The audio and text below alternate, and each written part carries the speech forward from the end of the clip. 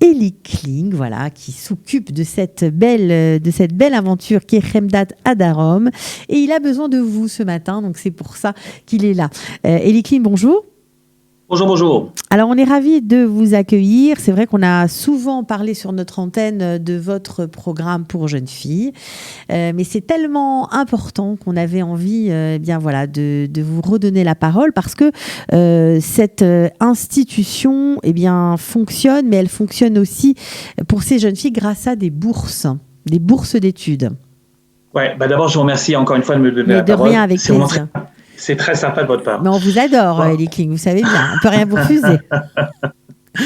Non, et puis à part ça, je vais vous dire, moi j'ai eu un principe que j'ai appris à la maison chez mon père, et puis ensuite, quand je suis allé à la Yeshiva de Montreux, chez le Rav Bochko, que la Torah devrait être accessible à tout le monde. Ceux qui ont de quoi payer payent, ceux qui n'ont pas de quoi payer, ils ne payent pas, mais il faut leur donner cette chance-là parce qu'elle n'est pas réservée à une élite et à des gens riches. Donc, c'est surtout pour celles qui vivent un peu en dehors de la communauté, qui ont simplement envie de se reconnecter à leurs sources sans pour autant de devenir des rabbagnottes, on va dire, mais simplement connaître leur héritage. C'est vrai qu'il n'y a pas beaucoup d'institutions où c'est possible, et la vôtre, avec la vôtre, c'est possible, donc c'est une chance pour elles. C'est pas seulement celles qui ne sont pas dans les réseaux communautaires habituels, c'est pour tout le monde. Même celles qui sont dans les réseaux communautaires habituels, elles ont souvent quelques problèmes financiers, enfin leurs parents, pour pouvoir nous rejoindre l'institution, ce qui est un peu normal. C'est-à-dire, évidemment, si les gens ont étudié la Torah pendant un an, vous savez, il s'agit de filles courageuses qui viennent après le bac chez nous, et ça fait donc maintenant 25 ans que vous savez que l'établissement existe, et on a réussi à surpasser par chez nous à peu près 700 étudiants. La vérité, c'est que comme le problème est en Israël et comme on ne peut pas comparer l'étude de la Torah à l'extérieur d'Israël avec l'étude de la Torah en Israël, et puis si les gens ont fait un an, on consacre au renforcement de l'identité, autant que ça soit en Eretz Israël, parce qu'évidemment, pour toutes sortes de raisons, c'est beaucoup plus parlant et beaucoup plus profond ici, profondément ressenti. Il faut juste vous rapprocher un petit peu du micro parce qu'on vous perd, voilà, comme ça. Oui, allez-y. Là, comme ça va mieux comme ça ? Oui, là, ça va mieux. Ça va mieux comme ça. Oui, non, alors je disais que si déjà on décide de consacrer une année de ressourcement, autant que ça se passe en Israël.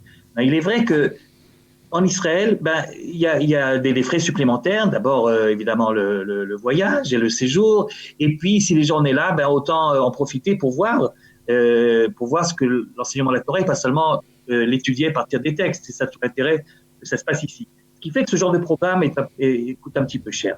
Alors, on a évidemment la chance d'être reconnu par Massa, que vous connaissez bien ici à Studio Kalita, et qui permet à ces jeunes filles d'obtenir à peu près la moitié de ce que coûte le programme. Il reste encore à peu près 5 000 € à payer pour chacune. Et tout le monde n'a pas la possibilité de le faire. Et jusqu'à présent, on s'est débrouillé sans trop faire appel aux gens, c'est-à-dire, il y a des donateurs, il y a la Michlala de Chemdat Adarom qui a pu supporter en fait les différences avec celles qui ne pouvaient pas payer. Ce qui se passe cette année, c'est que je suppose que c'est dû aussi au corona, mais il y a de plus en plus de jeunes filles qui me téléphonent et qui me disent que franchement c'est impossible, elles n'y arriveront pas, alors que c'est leur rêve depuis très longtemps, et les parents sont même prêts à accepter, mais voilà, soutenir l'effort financier, c'est trop élevé pour elles. Et là, ils m'ont dit à Chemdat Adarom, donc vous savez que c'est un truc israélien, on est une petite... Oui, c'est ça qu'il faut expliquer, c'est un très grand campus israélien, et vous êtes, on va dire, non pas hébergé, mais en tout cas, vous êtes une petite partie de ce très beau campus. Voilà, c'est ça. Nous, on tourne en général autour de 25-40 jeunes filles, et le campus comprend 800-900 étudiants. Alors, jusqu'à présent, la situation était telle que même si on n'arrivait pas trop à ce que le programme soit équilibré au niveau budgétaire, eh bien, c'est Chemdat Adarom qui supportait les frais. Ça fait maintenant des années qu'ils le font. Ça a toujours été. Qu'ils le font, ouais. Ouais. Mais là, cette année, à cause du corona, parce que ça a occasionné des frais énormes à la Michlala, à Chemdat Adarom, on a gardé les jeunes filles beaucoup plus que ce qui était prévu. En fait, on les a gardées tout le temps, puisqu'elles ne sont pas rentrées pour les vacances de Pessah. C'est-à-dire qu'avec le corona, vous êtes en train de nous expliquer que c'est le campus israélien lui-même qui les a pris en charge financièrement. Entièrement. Et comme on a essayé la nourriture, également, etc. Alors voilà, il fallait les nourrir, il fallait les loger. Bien sûr. Puis il fallait également le programme, parce qu'on ne va pas juste servir d'hôtel-restaurant. Donc évidemment, on a fait appel aux gens pour continuer à donner des cours. On a organisé, dans la mesure des contraintes, sécuritaires et sanitaires, on a organisé toutes sortes d'activités qu'on pouvait faire, mais tout ça, évidemment, c'était des frais supplémentaires qui n'étaient pas prévus au début.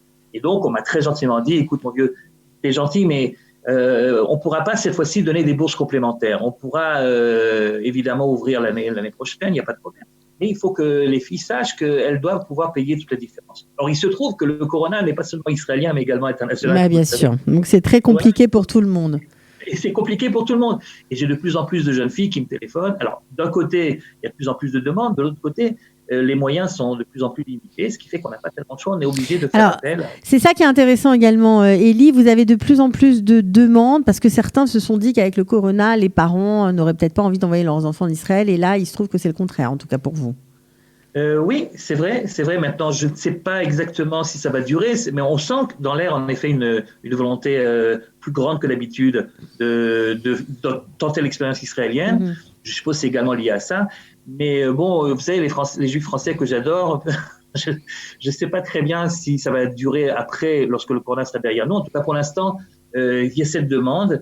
Et je ne me vois pas répondre au téléphone en disant, écoute, t'es gentil, tu corresponds bien au profil, tu as envie de te renforcer dans la Torah, de connaître Israël, de participer à cette aventure extraordinaire du peuple juif de retour sur sa terre. Mais puisque tu n'as pas l'argent, je suis désolé, je peux pas te prendre. C'est tellement pas nous, quoi. C'est tellement différent de ce que j'ai eu l'habitude de faire que je me vois pas le faire, quoi. Je me vois pas le faire. C'est des jeunes filles qui sont très courageuses, donc elles laissent derrière elles la famille, les amis, etc. Tout ça pour réellement, par amour de la Torah, du peuple et de la terre d'Israël.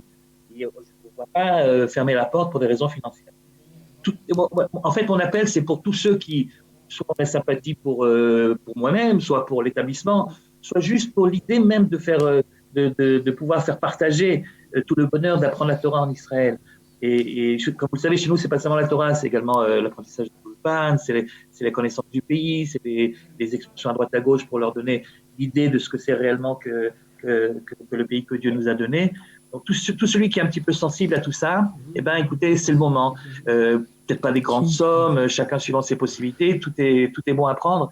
Et on a besoin réellement, voilà, ça va se terminer. On a commencé une campagne, en fait, il y a quelques jours déjà. J'ai pas voulu faire appel à Kalita parce que je me suis dit, voilà, je vous sollicite un petit peu trop servitement. Mais finalement, j'ai pas tellement le choix. Et donc voilà, tous ceux qui sentent un petit peu la fibre sioniste, leur parler, l'amour de la Torah et aider ces jeunes filles qui vraiment en valent la peine. C'est pas des filles qui viennent par caprice.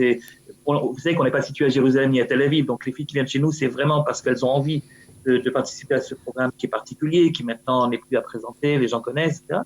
Bien, il faut les aider parce que ça va être très difficile pour elles. Alors, on les aide, on fait comment? On va mettre le lien sous la vidéo. C'est une campagne que vous avez lancée, voilà, et vous avez besoin d'une somme pas si importante. Et puis, non, si chacun met un petit peu, il n'y a pas de mini don, tout est recevable. Voilà, et ça pourra vraiment aider. Il nous manque 25 000 euros. Voilà, donc c'est pas infaisable. Donc, c'est pas inaccessible. Si chacun fait un petit effort, on y arrive. La campagne, c'est une campagne grâce à la plateforme de Allodon, que tout le monde connaît normalement. Bien sûr. Voilà, je suppose que ça va s'afficher en bas. Oui, on va mettre le lien sous la vidéo. En tout cas, la rentrée, c'est pour quand, Élie Kling? Alors, la rentrée, c'est pour, comme d'habitude, après les fêtes de Tishrei. Et on va... vous savez, la 25e année, c'était une année particulière. Ça, je le savais déjà depuis le début. Puis ça serait une année particulière. 25 ans, c'est pas n'importe quoi. Et la vérité, j'avais pas prévu. Cette année, elle était vraiment très, très particulière. Ouais, ça, c'est clair. Bon, en tout cas, on va cliquer sous le lien pour vous soutenir. Merci d'avoir participé. Merci pour votre engagement et pour tout ce que vous faites pour ces jeunes filles. Si je peux me permettre juste encore une petite phrase. Cathy, je voudrais juste dire à quel point je suis très fier que ce que les jeunes filles de cette année ont décidé ensemble, à l'unanimité, de rester en Israël, de ne pas rentrer pour les vacances de Pessah, de renoncer donc pour la première fois de leur vie à leur seder familial, uniquement pour donner une chance au programme de pouvoir continuer. Elles savaient que si elles partaient, elles ne pourraient pas revenir. Et donc, ça prouve leur attachement et à la fois au programme, à la fois à la Torah et à la fois à Eretz Israël. Ok, merci beaucoup, Élie Kling.